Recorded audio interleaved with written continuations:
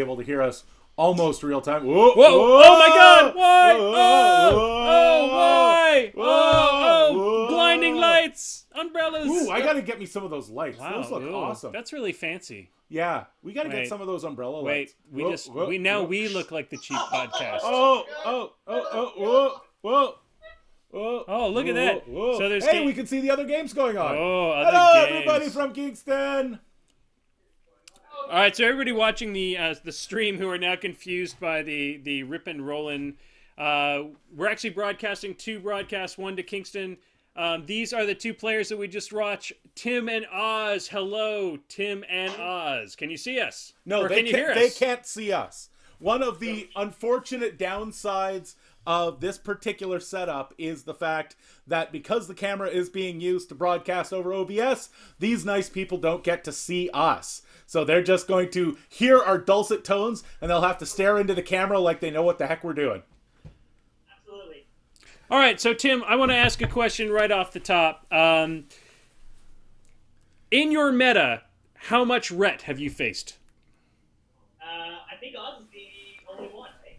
We used to have a couple other guys who used to play a little bit.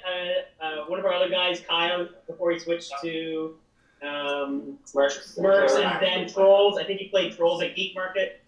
He played Rhett for a bit, and Ben also played Rhett for a little bit. But I mean, Oz is our main Rhett player in our area. Yep. So to follow up to that question, is it intimidating? Because I mean, part of the thing about playing within a meta is you get used to playing certain things. Is it intimidating playing against Rhett just because you don't have as much experience?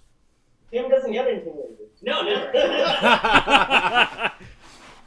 Actually, me and Oz played, I think, just before GeekMarket. Yeah. We played his almost exact list against my body and soul list, and I lost top of two. So you at least knew not to play body and soul this time? Exactly, yeah. That was the idea, is not to play body and soul in this one. His main goal with Raven is to kill the other caster, and Lich 2 is just a little bit beefier. He came close. Damn close. Oz, let's talk a bit about Tilt. Let's talk a bit about the dice betraying you. Yeah, I know. Were you ready for that? Were you ready? I mean, you rolled trip ones, dude, and then followed up by about 6 double ones. Do you feel like that tilted your game, or were you still fine? A little bit, because you expect those things to die, right? Yeah. So you don't expect to roll triple ones, and so the model that you rolled into is supposed to be dead. And so it kind of puts your plans start breaking down. For example, I don't know, there was a Fame Knight. He didn't roll a double one, but he rolled a 3 and he needed a 4. And that I didn't kill that Bane Thrall. I couldn't get my Mage Hunter Assassin out of that group then. And so things like that, they don't necessarily tilt you, but they really screw up your plan. Your plan, exactly. Yeah. Awesome. Do you have a question? Right, you expect to hit Bane Thralls on defense wall, right? Yeah, exactly. Your to mitigate some of that, Minifeet to mitigate some of that. But at the end of the day, triple ones, double ones, it's all the same. Yeah, exactly. Once you roll those, them snake eyes, they seem to just keep coming. Tim, you seem to have, I wouldn't say trouble unpacking, but when you are unpacking, you have a lot of models to try and sort of get in the right place. Do you find that you spend too much time unpacking, or is it just what you expect when you're running a list like that?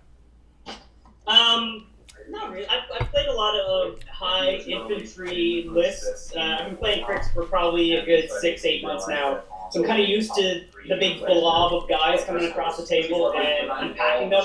It is always a problem when you have such a big blob, just unpacking and getting things where you want to go.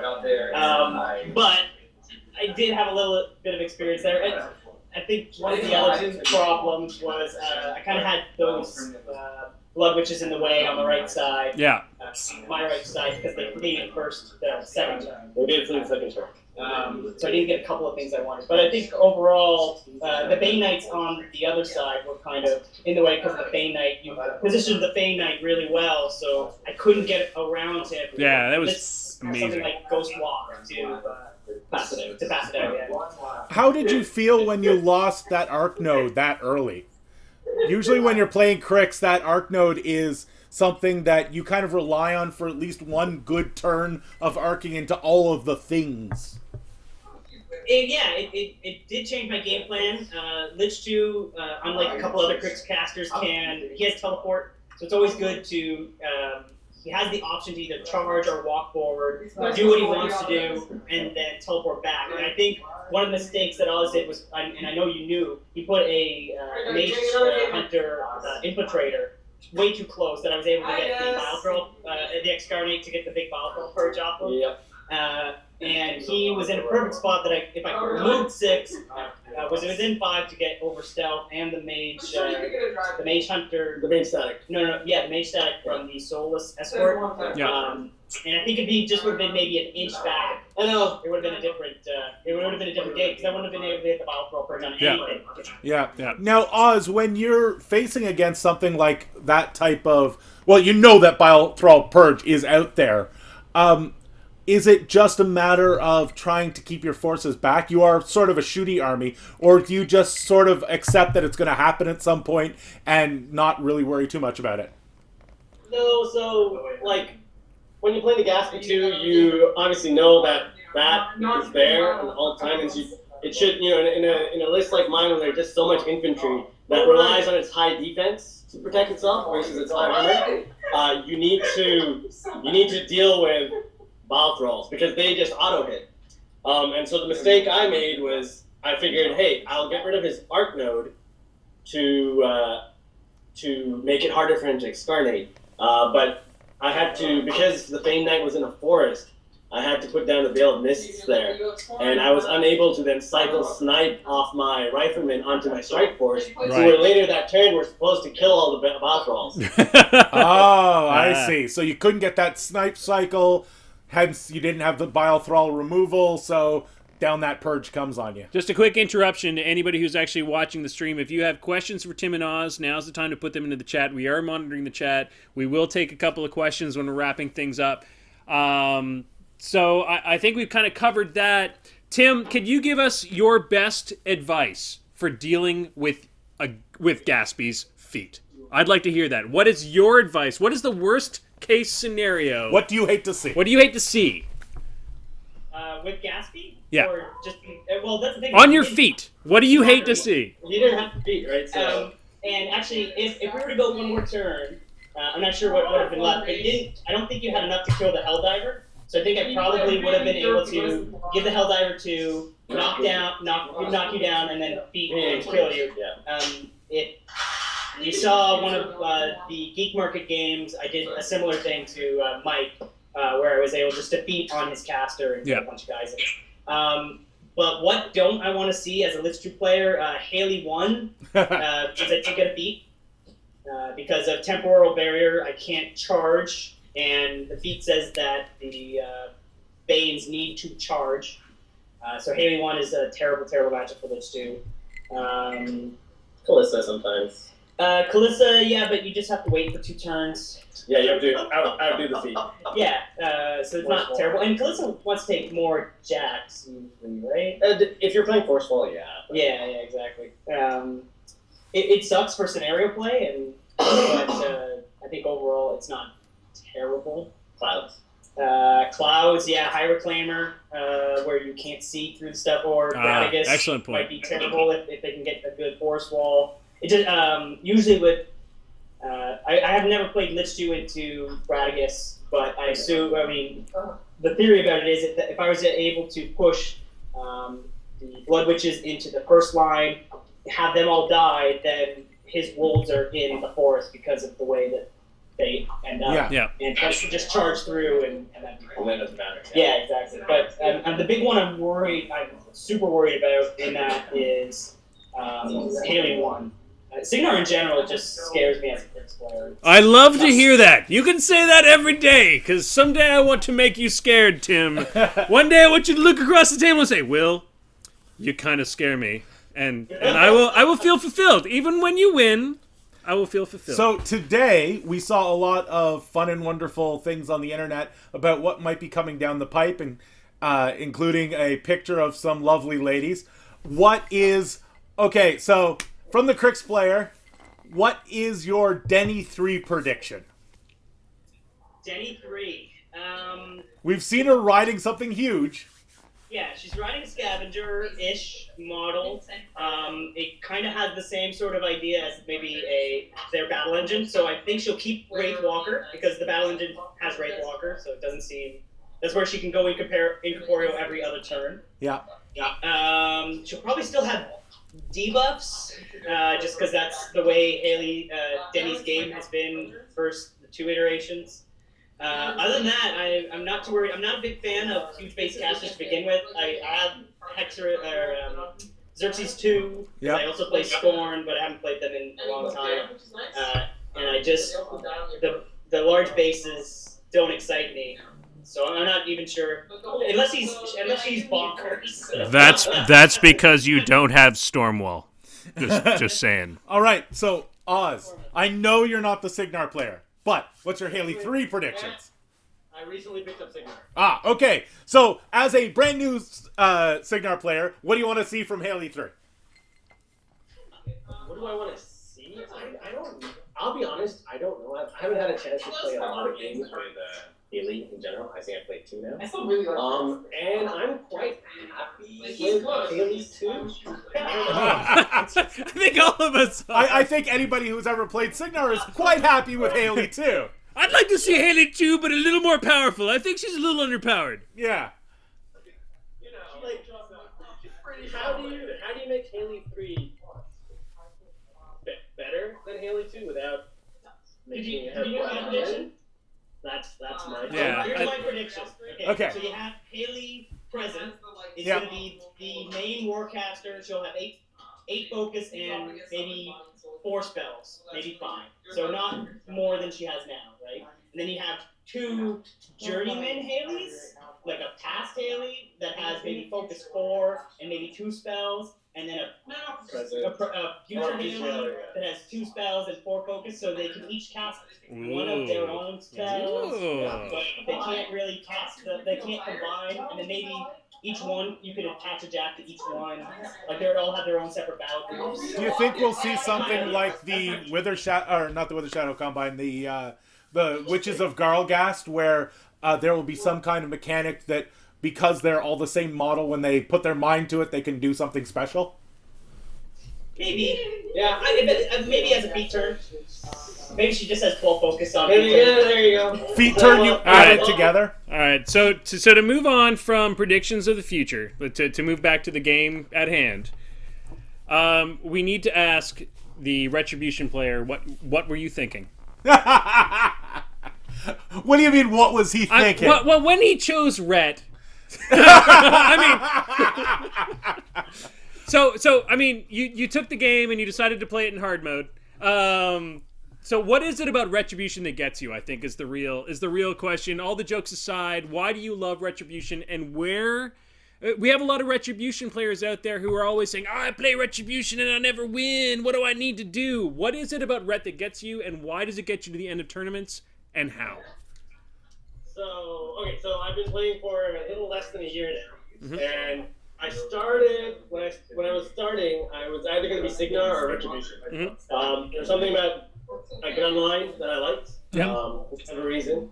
And then I'm not a big elf person. Like, in most fantasy tropes, elves are these, chaotic, not chaotic, but like, holier than thou, sort of like clean, very, essentially, what I liked about Ret was that they were morally gray. Yep. Their form was gray. And then the idea, like when I started, Infiltrators had just come out. And so that sort of you could say ninja-ish, like that assassin sort of sneak attack sort of aesthetic slash style really intrigued me at the time. I didn't know that assassination is probably not the best way to win all the time, and you'd rather win on scenario or something. But I was just starting, so whatever. Going forward, I think 2 red players in general. Again, I've only been playing for less than a year. I don't think red is a bad faction by any means. I think people tilt. Why do you play Signar, bro? I tilt all the time. And people say, red can't have nice things. But I've started looking into like the Signar army I've gotten and putting lists together. And I'm always comparing like Signar units or Signar mercs to my red units. And it's always like, well, I wish they were more like my red units for whatever reason. So, ignoring line of sight or defensive buffs. That's a big thing that I never have to deal with because Strike Force have Arcane Assassin. Yeah, absolutely. And gun mages don't have that. And there's only 6 of them. And there's only 6 of them, whereas 10. Kane 2! Just put them on Kane 2! Quiet you. Right? There's like Deadeye, and there's all these ways around it. But little things like that, I'm always like, you know what? I like the unit I have in Retribution more. Well, I mean, it's a good thing. I mean, think about it this way. You play Ret long enough, you're going to be a better player overall just because, I mean, you had different toolbox, and now you're figuring out how to deal with those toolboxes in a different way. Okay, guys. Now, when you start punching with both hands. Exactly. Now, when you take those pillows off your fists. So to end this off tonight, because I mean we do have to cancel this. We do have to shut this stream down eventually. Eventually, This is absolutely fascinating stuff. But let's end this off with because most of the people who watch our stream on YouTube are new players, and that's what we're trying to encourage. Let's start with Tim. Advice for a new player. You are, I mean, as far as I'm concerned, I've watched you play a lot of games. You and I have never been paired up, although you and I have been in the same room, 4 times, 5 times now. What's your best... One of these days it'll happen, but what is your advice for a new player who's going to a tournament? Going to a tournament? I think you have to manage your expectations. I go into tournaments and I never expect to win. Bullshit. Because I win. Yeah, winning. I go into a tournament and I just go and I play and that's it. I mean, the more honestly to every new player, lose. You lose 100 games before you start being good at this game, and then all you have to do is accept your losses, learn from them, and then move forward. And that's how it started. I mean, I lost a ton of games up until maybe this year. I kind of turned it on, but other than that, up until then, I went 2-2 at almost every tournament that I believe that Nexus said that's when you bought your first Gatsby model. I think that. That was the day. They were like, oh, he bought a Gatsby model, he stopped losing. Well, I brought Gatsby to GeekMarket, Game Summit, and I went 2-2. Yeah. Same thing. Like you lose. Then you have to lose, accept it, learn from your losses, move forward. And like I said, that's the basic for a new player. Oz, the question we're going to close with you tonight. Oz, could you give advice to a new player for? Let's talk a bit about picking a faction. I think we kind of touched on this.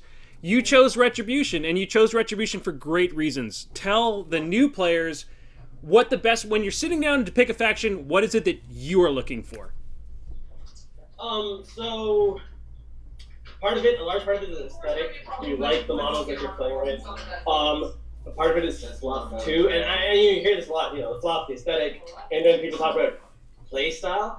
And I think the play style is going to be the hardest thing for a new player to understand, because when they start playing, they're going to play the lists they feel look cool or are cool fluff-wise. Like when I started playing Red, Spyro's 2 Griffin spam was something I didn't want to play, because I was like, this doesn't seem to fit what my idea of a Retribution army should be. So playstyle should probably be on the unless you've done a lot of research on the different factions. Playstyle should be the last thing you consider. Well, yeah, I think I think it goes to that rule that you're going to keep playing the faction that you like. Yeah. Yeah. You pick the faction you like and you just keep playing it. Well, I want to give a really big thanks to Oz and Tim for coming out and absolutely.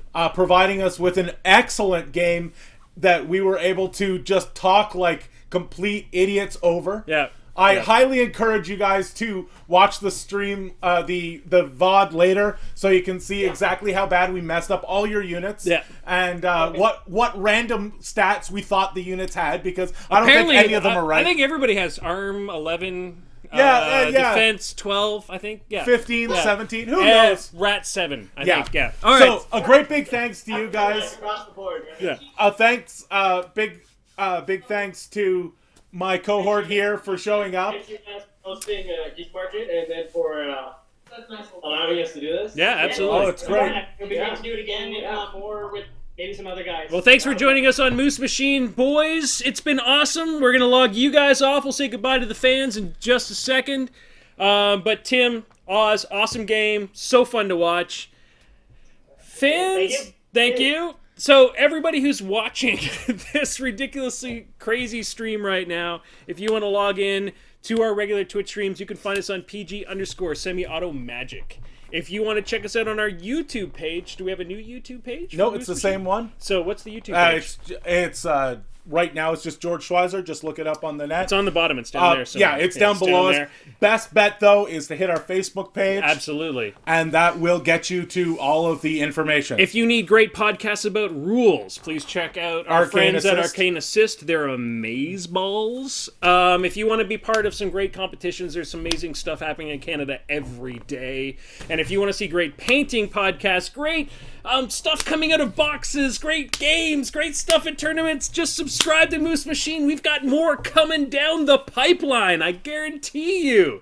And that's it from us, from MooseMachine. Oz, sorry, you want to... Just a shout out to the Southern Ontario Open that's happening at the end of this month. I am playing the IG! I will conquer you all! I haven't signed up. I signed up, they're still open. Yep. And there's still space, so Yeah, there's no space in the IG. You can get on the waiting list, but there's space in everywhere, and they're having the Iron Arena. They're having Iron Arena all over the place, so yeah. So- Yeah. We should probably plug our Twitch stream as well. Yes, you should! Go ahead. Plug your Twitch. Twitch.tv/dice damage. We haven't really got a couple streams so far last week, but we'll probably ramp it up. We'll probably ramp it up on Probably Tuesday. Tuesdays. Excellent. More War Machine on the Twitches. That's all we need, ladies and gentlemen. So keep up the support. It's been amazing. And I think we're done for tonight. Yep, we are done. Good night, guys. Good night, everyone.